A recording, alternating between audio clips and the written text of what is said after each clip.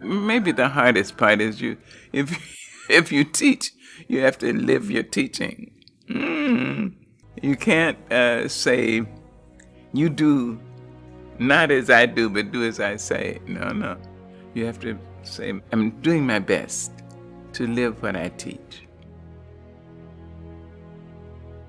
I have a painting by Phoebe of a group that she calls Sister Suki's Funeral.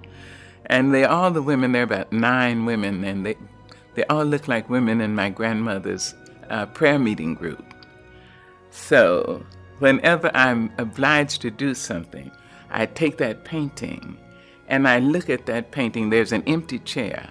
And I think, now what would Grandma do? What would she say? I can almost hear her voice say, now, sister, you know what's right. Just do right. You don't really have to ask anybody. The truth is, right may not be expedient. It may not be profitable, but it will satisfy your soul. It brings you the kind of protection that bodyguards can't give you. Try to be all you can be, to be the best human being you can be. Try to be that in your church, in your temple. Try to be that in your classroom. Do it because it is right to do. You see, people will know you, and they will add their prayers to your life. They'll wish you well. I think if your name is mentioned and people say, oh, hell, oh, damn, I think you're doing something wrong. But if your name is mentioned and people say, oh, she's so sweet, he's so nice, oh, God bless her. There you are. So try to live your life in a way that you will not regret years of useless virtue and inertia and timidity. Take up the battle. Take it up. It's yours. This is your life. This is your world. I'll be leaving it long before you under the ordinary set of circumstances. You make your own choices. You can decide life isn't worth living. And that would be the worst thing you can do. How do you know? So far. Try it. See.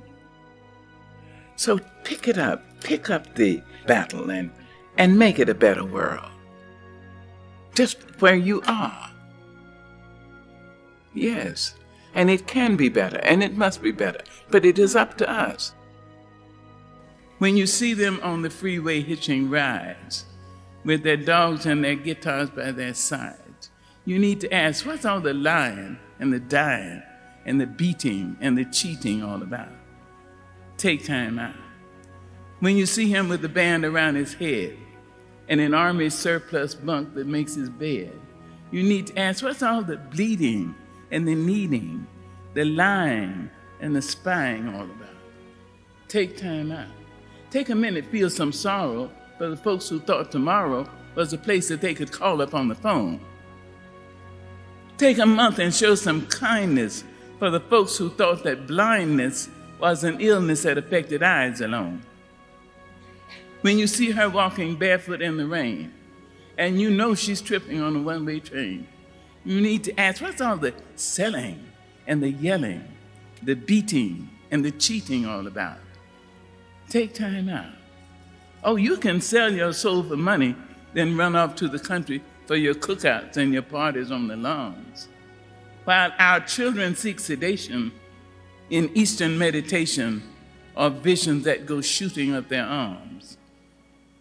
When you know that youth is dying on the run, and my daughter trades dope stories with your son, we better ask, what's all the bleeding and the kneading, the killing and the thrilling all about? We better take time out and accept the fact that I am a rainbow in somebody's cloud, and I thank you. There's an African-American song, 19th century, which is so great. It says, when it looked like the sun wasn't gonna shine anymore, God put a rainbow in the clouds. Imagine.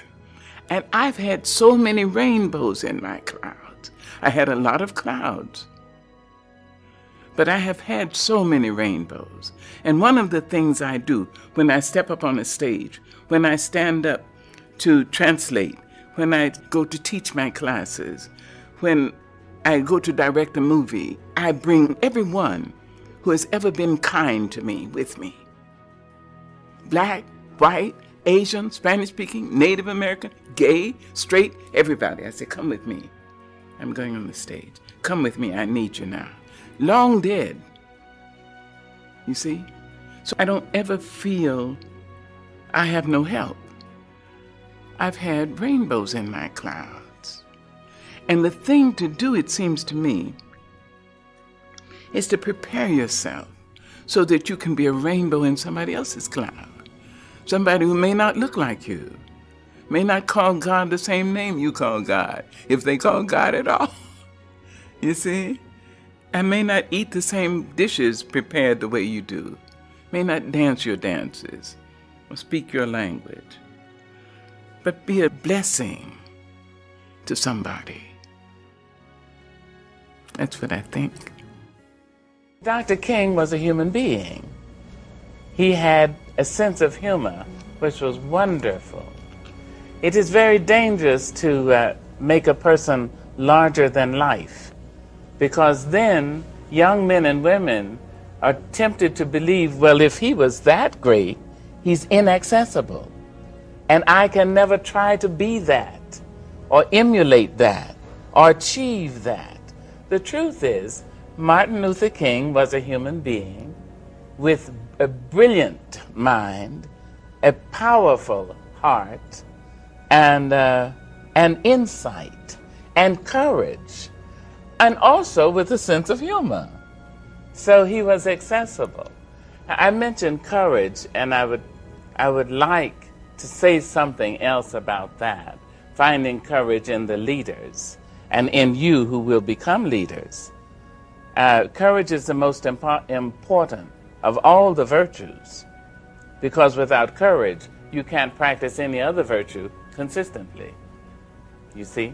You can't be consistently kind or fair or humane or generous, not without courage, because if you don't have it, sooner or later you'll stop and say, the threat is too much, the difficulty is too high, the challenge is too great. So I would like to say that Dr. King, while we know from all the publicity that he was brilliant and he was powerful, he was passionate and right, he was also a funny man. And that's nice to know.